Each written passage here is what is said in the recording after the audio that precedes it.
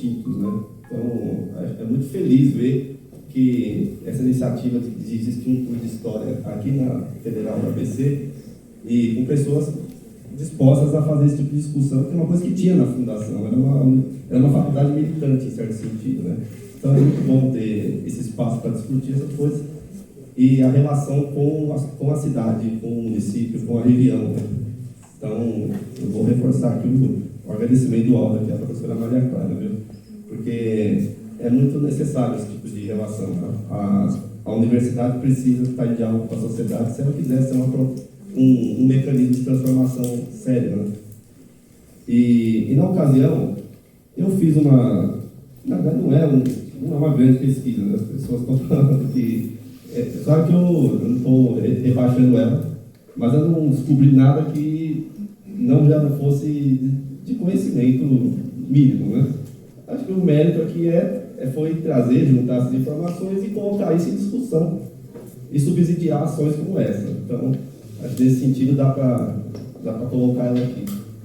E o tema, na verdade, era uma pesquisa sobre a vinda de nazistas para a região do ABC Paulista depois da Segunda Guerra Mundial. Porque tem duas figuras muito emblemáticas que viveram aqui em São Bernardo, aqui no ABC Paulista. Uma delas é o Franz Paul Stangl. Esse sujeito, ele foi um oficial subcomandante do campo de concentração na Polônia ocupada, campo de Treblinka, e ele ele era já entendido como criminoso de guerra, conseguiu fugir para o Brasil, veio aqui pelos anos 50 e foi trabalhar na fábrica da Volkswagen do Brasil, aqui em São Bernardo do Campo. Ficou bons anos trabalhando lá, até que em 1967 ele foi descoberto por um esforço de pessoas, governos, entidades que atuavam no mundo para caçar nazistas, né, foragidos, como era o caso dele, e descobriram que ele morava aqui no bairro do Planalto, São Bernardo do Campo, e trabalhava na Volkswagen do Brasil, que, por sinal, era também presidida por um ex-nazista, o Friedrich Schütz-Wenck. Ele tinha sido da juventude hitlerista e servido na marinha alemã durante a Segunda Guerra Mundial. Esse homem que é nome de rua em São Bernardo do Campo, ali no Demarque, rua Schütz-Wenck. Esse homem foi escolhido pelo Heinrich Nordhoff, que era o presidente da Volkswagen da Alemanha, que também é nome de rua aqui no Riacho Grande, Heinrich Nordhoff. E o Stangl, ele era uma pessoa que foi localizada. Então a polícia militar prendeu ele, pedidos de extradição para a Europa vieram, da Polônia, da Áustria e da Alemanha Ocidental. Ele foi extraditado para a Alemanha, enfim, terminou a vida preso e morreu na cadeia. Agora, é claro que ele estava aqui com alguma cumplicidade, né? Ele estava aqui, inclusive, com o nome original dele, não tinha nada escondido, isso é muito interessante, quando a gente pesquisa a biografia dele. Agora, isso indica que outras pessoas provavelmente estavam aqui também, ou com nome falso ou com nome original, porque existia uma comunidade de imigrantes alemães de primeira geração, assim como existem comunidades de brasileiros de origem alemã, de terceira, quarta, quinta geração, há muito tempo. E claro que não estamos falando aqui que todo alemão é nazista, né, de forma alguma. E que nem que a pessoa tem que ser alemã para ser nazista. Mas é claro que deve ter tido algum tipo de respaldo, porque inclusive na Volkswagen, uma política que durou muito tempo foi a de você ter dentro do aparato administrativo da empresa só alemãos nascidos na Alemanha, né? E aí o outro nome que é muito famoso é o Joseph Mengele. O Mengele morou em Diadema, aqui na Avenida dos Alvarengas, na parte de Diadema, do bairro de Eldorado. Inclusive tem um documentário muito bom que foi feito por um cidadão de Diadema. Eu recomendo muito esse documentário. E ele esmiuça um pouco a relação que existia dentro do Brasil. Aí ele está falando só da ABC, né? Ele está falando da trajetória do Mengele. Todo mundo sabe quem é o Mengele, né? Aquele cara que fazia as piores bizarrices da história da humanidade com pessoas vivas. Ele passou pelo Paraguai, ele passou pelo Paraná, pelo interior de São Paulo, até que ele acabou aqui, né? em Diadema e depois morreu no Guarujá. Ele morreu sem saberem que era ele, né? A identidade do Mengele só foi descoberta em 1985, final da ditadura, e também por um esforço extranacional, que descobriram, esse cara aí provavelmente era o Mengele e tal, descobriram, e aí tiveram que desenterrar ele para fazer toda uma comparação com as fotos que tinha na ossada, e descobriram que era ele mesmo, né? Mas ele foi enterrado com outro nome. Então, quer dizer, essas pessoas não estavam sozinhas, né? Inclusive, a casa que ele morava na Estrada dos Alvarengas era uma casa de um casal, os Bosset, que o senhor Bosset, ele, no caso, era também um ex-combatente da Alemanha nazista e filiado ao Partido Nazista na Alemanha. Na Alemanha, na Áustria, agora não me lembro bem. Mas, assim, isso para dizer o quê, né? Isso aqui para dizer que, olha, nós estamos numa região que é evidente que não é a única que teve nazistas. Mas é, no mínimo, curioso que o único homem que chegou a ser extraditado por crimes de guerra tenha vivido em São Bernardo. É curioso que o Otto Mengele tenha vivido em Diadema. É curioso que em São Bernardo do Campo tenha uma coisa muito exótica chamada Vila Mussolini. E quando eu comecei a minha militância, né, dentro do sindicato, do partido, faço parte do Partido Socialista de Liberdade, aqui na cidade também, faço parte da subsede da FEUESP, São Bernardo do Campo.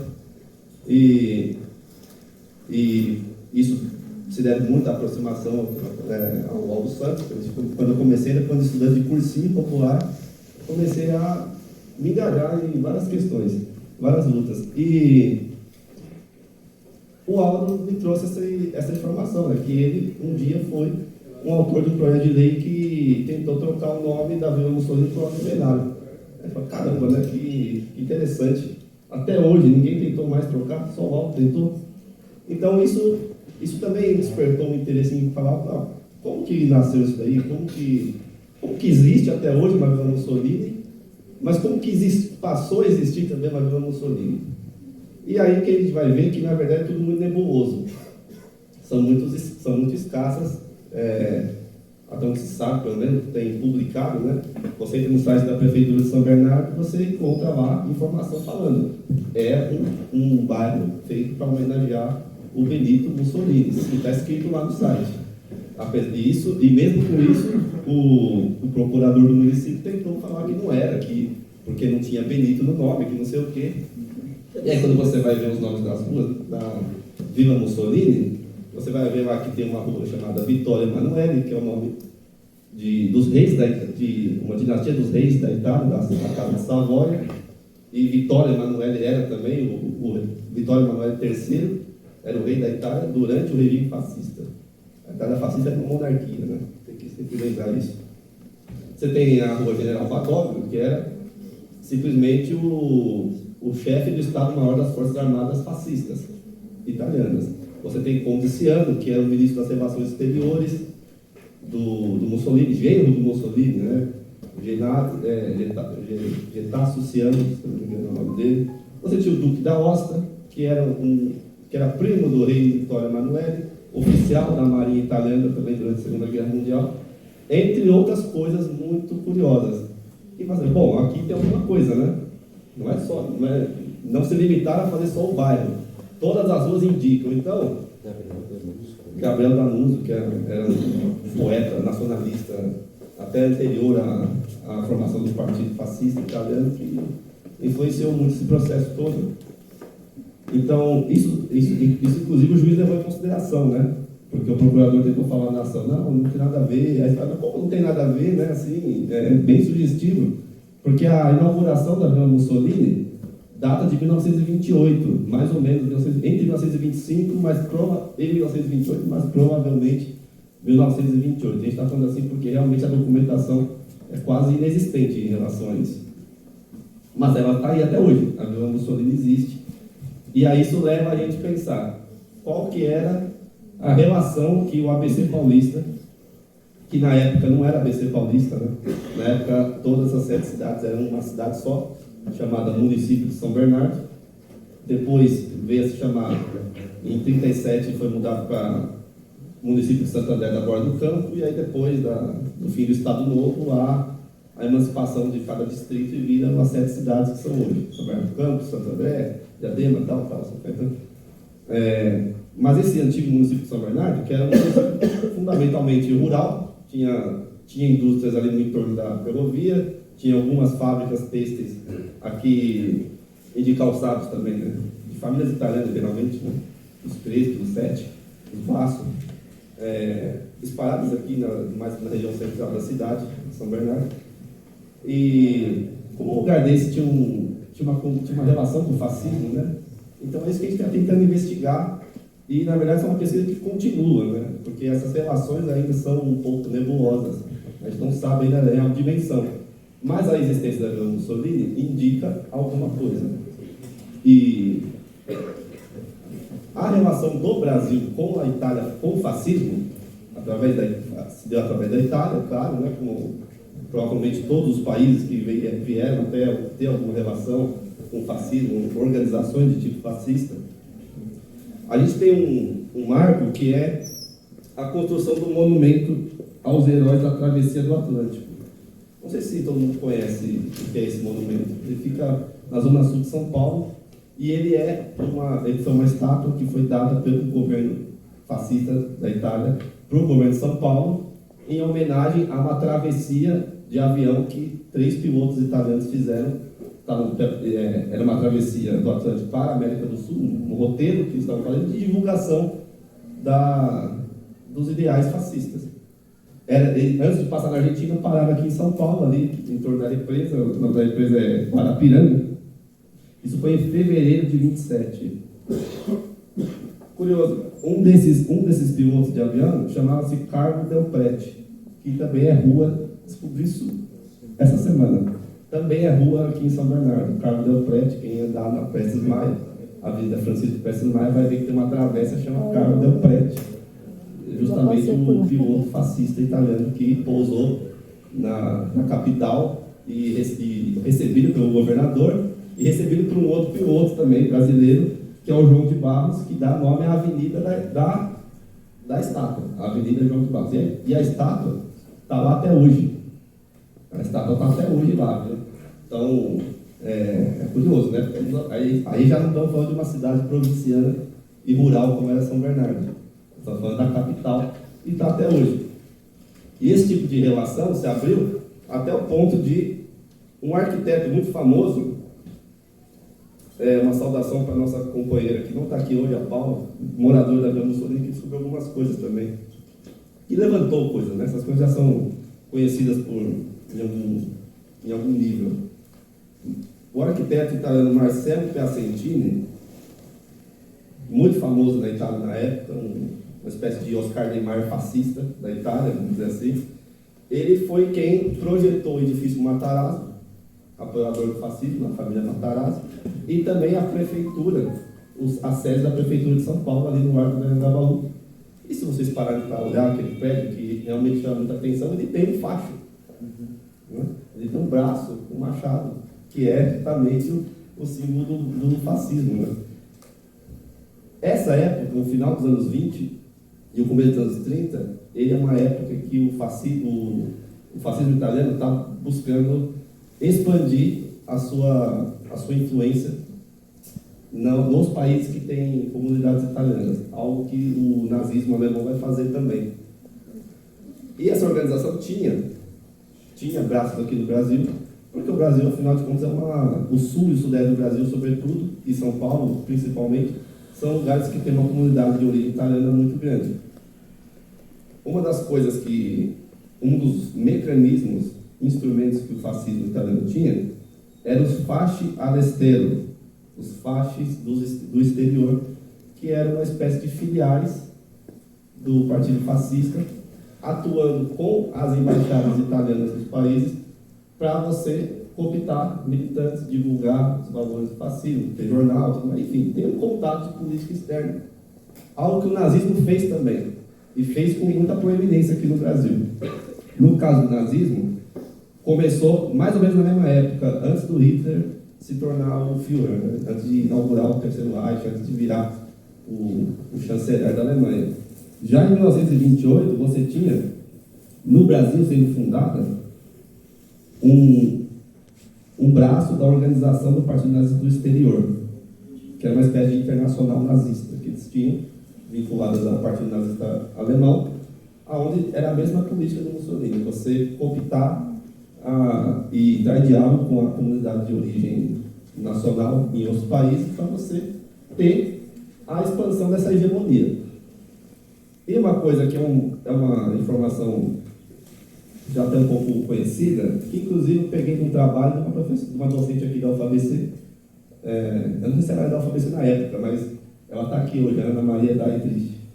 Ela é gaúcha e ela fez um trabalho muito interessante chamado Nazismo Tropical, sobre a influência do nazismo no Brasil durante os anos 20 e 30. Né? E essa organização do Partido Nazista no Exterior, ela tinha no Brasil 2.478 membros, dos quais 785 só em São Paulo, que era o estado que mais tinha pessoas filiadas a essa organização. E o Partido Nazista tinha uma curiosidade, porque ele só aceitava alemães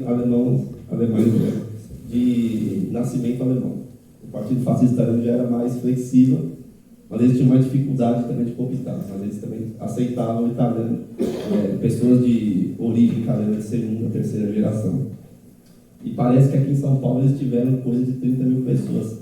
Aqui em São Paulo também é um lugar que eles mais tiveram acesso. E aí a gente vai vendo isso. Aqui em São Bernardo do Campo, por exemplo, o faixa externo, os faixas do exterior, tinha um núcleo aqui em São Bernardo e outro em São Caetano. Então, e também está no trabalho da Ana Maria Dietrich. Então a gente vai entendendo assim, olha só, como essa região aqui estava já visada por esse tipo de coisa. A gente tem poucos vestígios, a gente tem praticamente documentos primários, eu não conheço nenhum. Né? A gente que é da história aqui, a gente sabe como é importante achar isso, e é muito difícil de achar documento primário sobre isso. Talvez tenham queimado, talvez tenham subido, talvez tenham enfiado em qualquer lugar, justamente porque sabiam como isso seria problemático para o futuro. Mas é importante entender isso. Essas coisas existiam, essas coisas estavam aqui.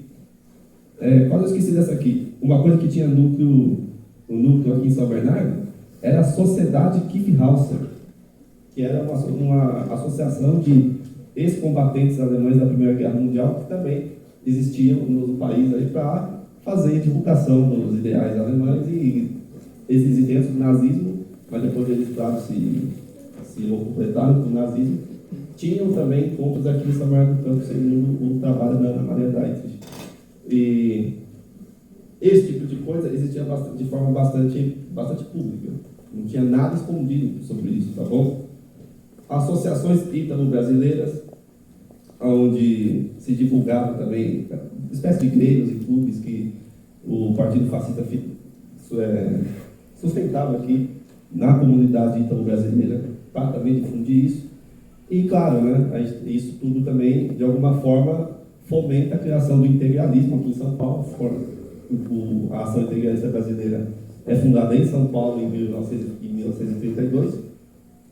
São Paulo era o lugar que mais tinha integralistas. Seria interessante buscar essa informação, se tinha integralistas aqui em São Bernardo do Campo. Provavelmente sim, mas novamente também ainda é uma informação escassa. Então tudo isso, para dizer, cara, né, não é só uma pesquisa para a gente ficar aqui olhando para o passado e ficar espantado, né? É para tentar entender como isso, de alguma forma, ainda existe aqui. Porque se existe a Vila Mussolini ainda, deve ter alguma coisa. A gente está numa cidade aqui, não só aqui, mas vamos entender, o nosso território, existe uma extrema-direita de viés fascista, sempre teve, né? E é bastante presente até hoje. Por exemplo, aqui, né? A gente está numa cidade que teve uma prefeitura denunciada por racismo institucional na ONU. E primeiro no Ministério Público e depois na ONU, que é a prefeitura do prefeito anterior, o senhor Romano Morando, atual secretário de Segurança Pública na capital. Ele foi denunciado por racismo institucional. Aqui está numa cidade que a gente ouve história de antigos prefeitos que não queriam estar de nordestinos aqui. Gestão italianista, né? com a gestão nazista e italianista. Exatamente. Tem alguma relação com isso, né, provavelmente. A gente está numa cidade que ela revela, né, ela expressa de forma muito aguda o que é a luta de classes no Brasil, porque de uma forma foi um cenário privilegiado por conta de ser um dos polos industriais do país, né? Então aqui tem um contraste marcado, né? E aí, claro, entre a classe operária do ABC, você tem muita gente de origem italiana, alemã também. Esse chauvinismo, esse ufanismo, esse nacionalismo de tipo fascista convém muito para você, inclusive, separar, dividir essa classe operária, né? E é o que a gente vê muitas vezes também, né? A xenofobia serviu como uma força de dispersão do movimento sindical aqui na cidade. E aí, né, vou caminhar para o fim aqui, não deixar de falar dos outros dois logadores que estão nominados na ação, que é a Avenida 31 de Março e o Humberto de Alencar Castelo Branco. As duas se tornaram, foram recebidos esses nomes durante a ditadura militar no governo do Aldino Pinotti, em 1969. Quem indicou a mudança de nome para uma avenida que nem tinha nome foi dois vereadores do Arena, um chamado Denildo Freitas Madalena e Indu Rovai. O Denildo Madalena é uma figura famosa, que dá nome, inclusive, a um dos espaços da Câmara Municipal. Esse sujeito fez uma sugestão ao prefeito, dizendo que deveria ser homenageada, e ele escreve isso lá no projeto de lei, da indicação, né? Deveria ser homenageada a Revolução Redentora de 31 de março de 64, que salvou o Brasil e tudo mais, porque aquilo tirou o comunismo e tudo mais, e as chagas que estavam assombrando o Brasil. Ele escreve coisas mais ou menos desse tipo, e é um documento público também, né?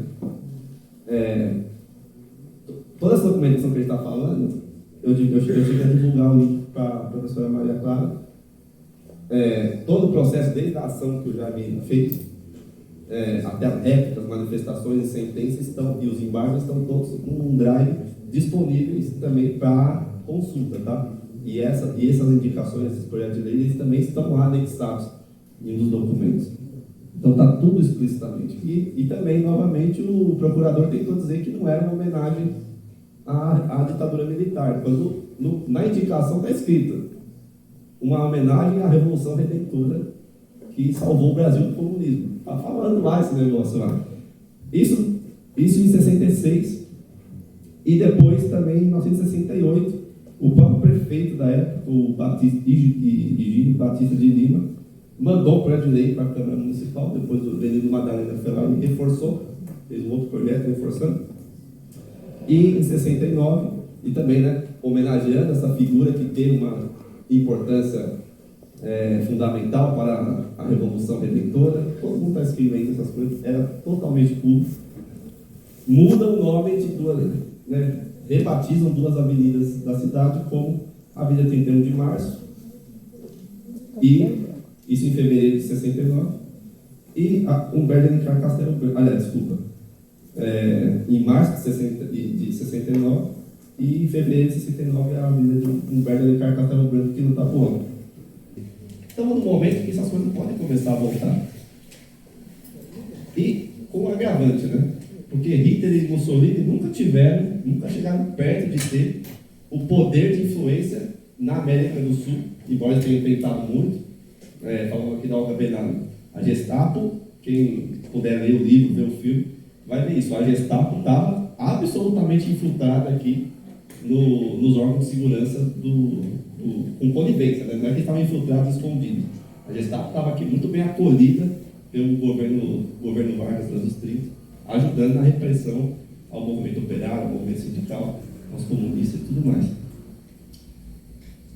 Mas, mesmo assim, Hitler e Mussolini nunca tiveram próximo de ter o poder que o Donald Trump tem, de influenciar as coisas aqui na América Latina. O Hitler e o Mussolini nunca conseguiram sequestrar o presidente aqui, nunca conseguiram financiar um golpe de Estado. Os Estados Unidos já fez isso algumas vezes, né? Então, Quando a gente pega, por exemplo, e aí eu estou me estendendo demais aqui, quando a Alemanha nazista invadiu a União Soviética, uma coisa que eles faziam era trocar as placas escritas em alfabeto cirílico por nomes alemães em alfabeto latino. É uma coisa semelhante ao que fazem os colonos judeus na Cisjordânia. O sionismo tem uma prática muito semelhante a essa política do exterior que tinha o Partido Fascista Italiano, o Partido Nazista Alemão. E os Estados Unidos, para nem dizer como eles tentam influenciar. Então, todo esse tipo de conhecimento a respeito desse momento deve despertar nossa atenção mais, né, para o que está acontecendo hoje, que afinal é um momento que, no meu entendimento, pode ser mais perigoso. Eu acho que isso ainda não está dado, e a gente vai ver como vai se desdobrar, mas uma coisa a gente pode ter certo, né? A gente está no México que eles têm esse ditado, né? Tão longe de Deus, tão perto dos Estados Unidos. A gente está menos perto que o México, mas está bastante perto também, né? Muito mais perto do que a Alemanha nazista e a Itália fascista tiveram um dia. Então, qual que é o objetivo do ISO de rever nome, de tentar mudar nome da Vila Mussolini, da Avenida Castelo Branco? Cara, só é o único objetivo. É combater a extrema-direita, é combater o fascismo. É enterrar definitivamente o fascismo e a extrema-direita da história do Brasil e do mundo. Esse é o nosso objetivo. E a gente está tentando fazer isso aqui a partir do nosso território. Não é? E é isso, falei muito.